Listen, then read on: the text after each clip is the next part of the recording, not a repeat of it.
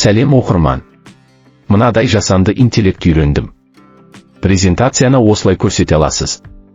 Бұлай да көрсетуге болады. Маған ұнады. Егер де жасалу жолын үйренгің келсе, сәл күте тұр.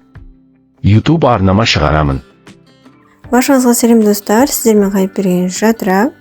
Бір ай бойы ешқандай видео жүктемеппін YouTubeға, сонымен ақырындап жұмысқа кірісіп жатырмын. Бүгін алдында көрсеткен видеоның жасалу жолын үйрететін боламын.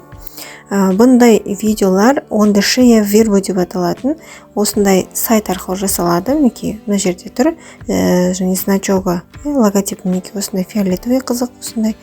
Бұны осылай онлайн түрде жасауға болады, бірақ ең ыңғайлысы оны өзіміздің компьютерімізге жүктеп алу. Мына жерде скачать бесплатно дегенді басып, кәдімгідей жүктелінеді, компьютеріңізге орнатылады, соны жәмендеп аша бересіз. Менде бұрын соңды орнатылған екен рабочий столда тұр.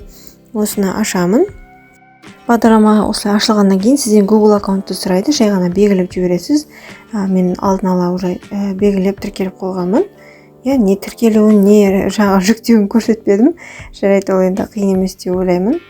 Мына жерде енді жұмысты бастау үшін Create Video деген таңдаймыз, яғни видео жасау.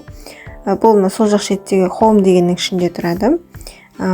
Templates дайын видеолар, My Creations деген менің жасаған видеоларым деген ғой. Яғни менің жұмыстарым деген. Енді Create Video дегенге барамыз. Бізге екі түрлі формат таңдауға береді.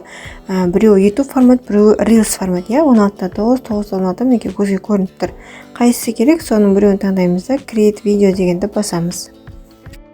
Мен 16:9, яғни YouTube форматын таңдадым. Мінекей бізге автоматты түрде аватарды, фонды бәрін таңдап берді. Егер де сіздерге бұл аватар ұнамаса, жоғарыдағы аватар дегенге барсаңыздар, неше түрлі аватарлар бар. Қазір Female деген папка ашылып тұр. Жанында Mail, Marketing, News деп тұр, яғни жаңалықтар, маркетингтер дегендей. Солардың ішіндегі қайсысы сіздерге ұнап тұр, соны кез келген таңдайсыздар. Мысалға, маркетинг дегенге барсаңыздар, уже қарасаңыздар костюммен тұр, маркетинг тақырыптарға арналған аватарлар. News деген, яғни жаңалық жүргізіп жатқан сияқты осындай неше түрлі, барлығы тегін бұл жерде. Біреуін таңдайсыздар да окей дегенді басасыздар. Егер де сіздерге видео ұнап жатқан болса, онда дәл қазір лайк басып кетуді ұмытпаңыздар. Мінекей мен таңдадым мына ер адамды, одан кейін загрузка жүреді, окей дегенді басамыз. Енді астында Welcome to OnTheShare Verbo деген жазу тұр ғой. Сол жерге өзіміздің қалаған текстімізді жазамыз. Текстті кез келген тілде қабылдай береді. Қазақша жазсаңыздар, қазақша сөйлеп тұрады. Құрметті көрермендер, егер де біз сұрақтарыңыз болса, онда комментарий бөлімінен жаза кетіңіздер. Ал егер де видео ұнап жатқан болса, онда міндетті түрде әріптестеріңізбен бөлісіп, менің каналыма тіркеліп, колокольчикті басуды ұмытпаңыздар. Себебі осындай видеолар қаласа алда уақытта көбірек шығады. Енді айтайын дегенім, мына жерде мысалға сәлем дегеннен кейін, мысалы кішкене кідіріс болып, содан кейін барып келесі сөйлем басталған қаласаңыз, онда сәлем деп леп белгі қойылғаннан кейін мышканы сол жерге апарып қоямыз да, мына жердегі сағаттың значогын басамыз.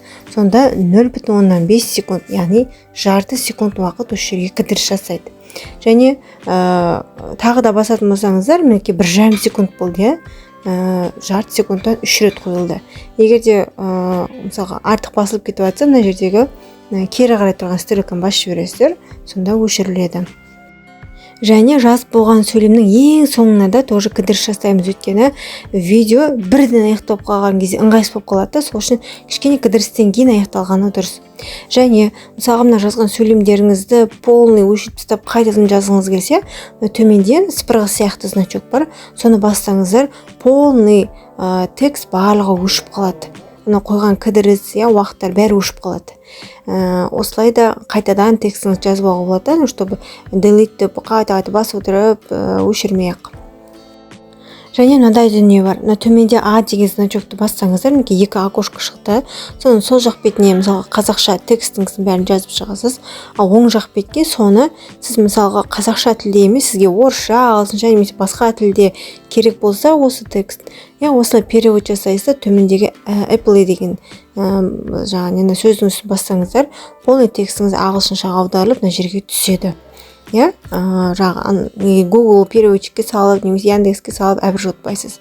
Енді астындағы қазақ дәулет дегенді бассаңыздар мінекей мына жерде қаншалықты тез сөйлеу керек соны өзгертуге болады. 1-2 тұр, яғни кәдімгі обычный сөйлейді. Волум дегенді бассаңыздар мінекей 80%, яғни звуковой волум деген соны өзгертуге болады. Және астында қазақ дәулет деген жазу тұр ғой, соның үстін бассаңыздар мына жерде дауыстарды таңдауға болады. Language дегенге барсақ, яғни тіл деген таңдаймыз. Бұл жерде біз қазақ тілін таңдаймыз, иә. Өйткені біздің текст қазақша. Қазақ тілде Айгүл Дәулет деген 2 ғана вариант бар өзі. Соны біз Дәулет деген аламыз, өйткені бізде мужской род. Видео өте ұзақ болып кеткеннен кейін барынша тез сөйлеп, барынша қысқартуға тырысып жатырмын. Мінекей қазақ дәулет деген мінекей таңдалып тұр, астына окей дегенді басамыз. Текст жазып болғаннан кейін, мысалға, мына жігіттің артындағы фон сізге ұнамай тұрса, жоғарыдағы background деген бар. Соның үстін басамыз да, артқы фонын өзгертеміз. Ол жерге өзіңіз қойсаңыз да болады, өздерінің дайындап қойған фонын таңдасаңыздар да болады.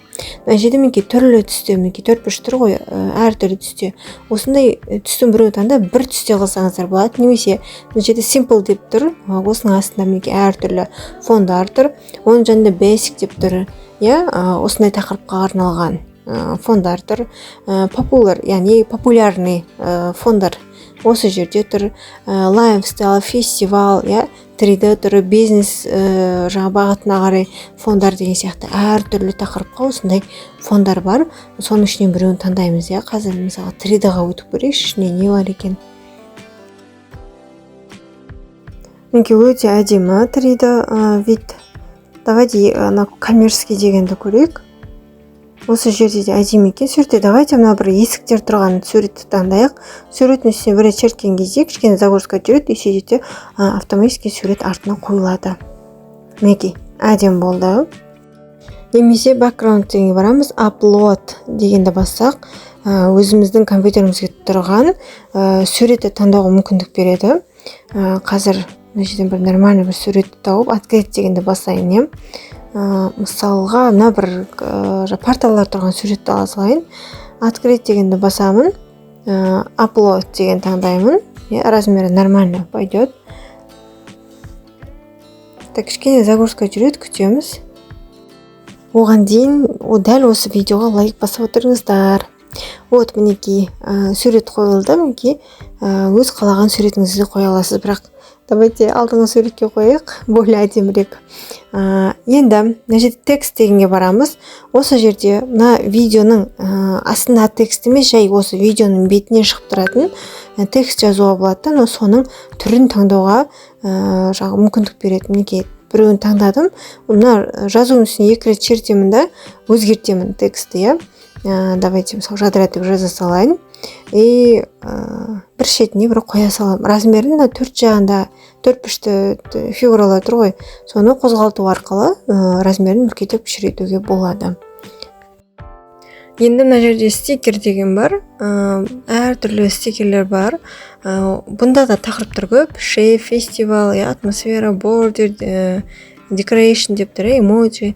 Осы жерде бордер деген үшін ең бірінші таңдай салайын да. Бір как кассета жүріп жатқан сияқты осындай не қоя салайын. И көлемін осы адам формасына келтіріп алайын. Арасында осындай бір іш пыстырарлық жұмыстар болады да. Сондай моментте комментарийге күшті сұрақтарыңызды қоя отырып, лайк басып, сол уақыттарыңызды өткізсеңіздер болады. Негізі іштеріңіз пыспады деп ойлаймын. Өйткені үйренетін дүниелер көп бұл жерде. Енді импорт дегенге барамыз, сурет, видео, аудио және де презентация қоюға болады бұл жерде. PPT деп тұрған презентация ғой. Вот осыған барамыз и жоғарыдағы импорт дегенде басамыз да, презентация жүктейміз өзіміздің компьютерімізде тұрған. Біреуін таңдаймыз, открыть дегенде басамыз. И осы презентацияның ішіндегі каждый слайды сурет болып осы жерге түседі. Алдында жүктеген презентация, шама загрузка жүреді, күтеміз. мінекей слайдтар жүктелді. Енді осыны пайдалану үшін мына жерде сол жақ шетте плюс деген батырма бар, соны басайық. Яғни мына видеодан кейін уже екінші видео шығып, жаңағы біздің презентация көрсетіледі. Мінекей плюсті басамыз, сол жерде бізге көптеген нұсқалар беріледі. Мысалы, жай адамның суреті тұрады, немесе сол жақ шетінде сурет и жанында жаңағы аватарка тұрады. Яғни немесе кішкентай ғана форманың ішінде ғана аватарка тұрады деген сияқты. Мұнда түрлері өте көп. Осының ішінен қазір біреуін таңдаймыз да. Мысалы, мына екіншісін таңдайық. Мінекей, мына жерде мына таудың суреті тұр ғой. Соның үстін басамыз. Содан кейін мына оң жақ шетте change деген батырма бар. Мына жерде image деп тұр. Image емес, change дегенді басамыз. И осы жерден біздің керек слайдымызды таңдаймыз. PPT дегенге барамыз. Немесе сіз слайд емес сурет қойғыңыз келсе, image дегенге барып суретіңізді таңдайсыз. Просто үстінен бір рет чертесіз, мынандай галочка қоймаймыз. Просто слайдтың үстінен бір рет чертеміз, сол кезде жаңағы таудың суретінің орнына осы түседі. Және жаңағы шетіндегі дөңгелектерді басып отыру арқылы жылжытсаңыздар, оның көлемі өзгереді. Және де осының астында мына жерде текст тұр. Бұл текстті алып тастасаңыздар да болады, немесе осы бір презентацияға қатысты бір керек бір тексттер болса, соны жазып қоюларыңызға болады. Видео қосылғанда бірыңғай сол текст тұра береді. Дәл осы видеоға ше. Немесе просто текст деген жанында корзина сурет тұр ғой, соны басып өшіріп тастай аласыздар. Енді дәл жаңағыдай, ең астына аппақ жолға керекті сөзімізді жазып қоямыз. Дәл сол алдыңғы әдіспен артқы фонын өзгертіп, уже келесі слайдты аштым да, тұрған суреттің үстін басып, change дегенге барамын. Одан кейін видео дегенге барамын, импорт дегенді басып, компьютердің ішінде тұрған бір видеоны таңдап аламын. Осындай жаңағы Reels-тің форматындағыдай ше. Открыть дегенді басамын, кішкене загрузка жүреді, күтеміз. Енді барынша видеоны қысқартып айтайын. Бұл жерде мына видеоның дауысын басып тастау үшін жасалатын және бар команда бар. Соны орында жібереміз и все, дәл алдындағыдай. Дәл сол текст жазамыз, звукқа сол дәулет деген таңдалып тұр. Background дегенге барып аштық фон өзгертеміз. Дәл солай ешқандай өзгерістер болмайды. Барлық бетінде де атқаратын жұмыстар бірдей. Барлық жұмыстар аяқталғаннан кейін мына жерде экспорт дегенді басамыз да загрузка жүргенін күтеміз толықтай. Мына жерде қарасаңыздар, мінекей 93% жүріп отқан видео бар ғой. Ол настоящий біздің жаңағы экспорттаған видеомыз. Оның қасына драфт деген мінекей тағы бір видео сияқты шығып тұр ғой. Драфт деген, бұған мышканы жақындатсаңыздар, edit деген каранда шығып тұрады, яғни редактировать деген сөз. Біз ана видео уже экспортталып кетті, ол уже видео сақталды. Ал біз осы видеоға бір қателіктер кетіп қалса, қайтадан басынан басып жасап өтпеу үшін осы драфт деген жазуы бар. Осы бір видеоның үстінен басамыз, яғни редактировать етуге осы жерде мүмкіндік бар. Мына уже видео, бұны уже біз астында тұрған стрелканы басып download дегенді басамыз, яғни скачать етеміз. Сәлем. Бұл жасанды интеллект арқылы жасалған видео. Осы жерде мына презентацияны түсіндіреді. Осылай видео қойып бәрі дубайский шоколад деп хит қылып жатыр ғой. Көп адамдарға пайдалы боларына сенімдімін. Енді осы жерде download видео дегенді басып, уже біз видеоны скачать ете береміз. Бірақ мына жерде бір минус, менің жаңағы Reels форматта жүктеген видеомның дауысы шығып қалды да. Мысалға, ол жерде дауыс кейде кейбіреуіне керек болмауы мүмкін. Оны қалай өзгертеміз? Біз жаңа видеоны қойған кезде видеоның үстінен басамыз да, мына жерде 50 және 100 деген сандар тұр ғой. Осының 50 деп тұрғанын 0 қылып тастаймыз. Яғни мен жүктеген видеоның дауысы шықпайды да, астына 100 деп тұрған аватардың дауысы, ол 100% шығып тұрады. Егер аватар ешқандай үндемей видео қосылып тұру керек болса, онда аватардың дауысын басып тастап, немесе аватарға ешқандай да сөз жазбай, видеоның дауысын 100-ге дейін қойсаңыздар болады. Мына жерде тағы да бір минус шығып тұр. Ол мен жүктеген видеоның ұзақтығы өте қысқа болып тұр, тек бас жағын ғана көрсетіп тұр. Оны ұзақтығын толықтай көрсету үшін видео play деген жердегі мінекей full playback дегенді таңдаймыз. Қалған 3 вариантта өте қысқа вариант. Сол үшін видео толықтай тұрсын десеңіз, осы вариантты таңдайсыздар. Содан кейін ғана экспорт дегенге барамыз. Енді бәрінің қойғысы келіп отырған сұрағы, мен өзім қалаған суретті қалай қойып жасаймын. Ол үшін сол жақ шетте home деген бөлім бар, соған барамыз. осы жерде talking photo деп мінекей екінші тұрған осы бір функцияға кіреміз. Яғни өзіміз қалаған фотоны қоямыз. Бірақ бұл жердегі бір минусы тек қана тігінен түскен фотолар ғана жарайды. Мінекей астында мысал ретінде суреттер шығып тұр. Осы суреттерді пайдаланып видео жасасаңыз болады. Қазір upload picture дегенге барамыз. Осы жерде көрсетіп қойған. Жасыл галочкамен көрсетіп тұр. Яғни осылай түскен сурет керек. Мына жерде қызылмен жанып тұр. Ондай анимационный, мультяшный болмайды, қырынан түскен болмайды, очкимен болмайды деген. Мінекей енді бірінші тұрған неге окошкаға галочка қоямыз. Upload дейміз де өзіміздің жаңағы недегі компьютеріміздегі кез келген бір суретті таңдап открыть деген басамыз. Кез келген дегенде жаңа мысалда келтіргенде беті тіке қарап тұрған сурет болу керек. Сурет таңдаған соң upload дегенді басам, одан кейін auto дегенді таңдаймын. Сонымен загрузка жүреді. Содан кейін бізге шығып береді, что бұл сурет жарайды немесе жарамайды деп. Мысалға, мына сурет бізде жараған жоқ, сондықтан қайтадан басқа сурет таңдауға тура келеді. Дәл сол әдіспен мына бір суретті таңдадым. Неге үстіне бір чертеміз, одан кейін next дегенді басамыз. Тағы да загрузка жүреді. Осы сурет таңдалғаннан кейін мінекей бізде оң жақ шетте welcome to on the shade деген жазып тұр ғой. Сол жерге барып өзіміздің қалаған текстімізді жазамыз. Дәл жаңағыдай секунд қоюға болады, полный өшіріп тастауға болады, жаңағыдай аударма жасауға болады дегендей. Мінекей осылай жасаймыз. Астында қазақ Айгүл деп тұр. Яғни дұрыс таңдалып тұр. Дауысы 100% қылып шығаруға болады. 1x деп тұр ғой, соны 2x қылуға болады, яғни тез сөйлейді, бірақ оның бізге қажет жоқ, иә. Сосын ең астында apply subtitle деген бар, яғни субтитр қосу.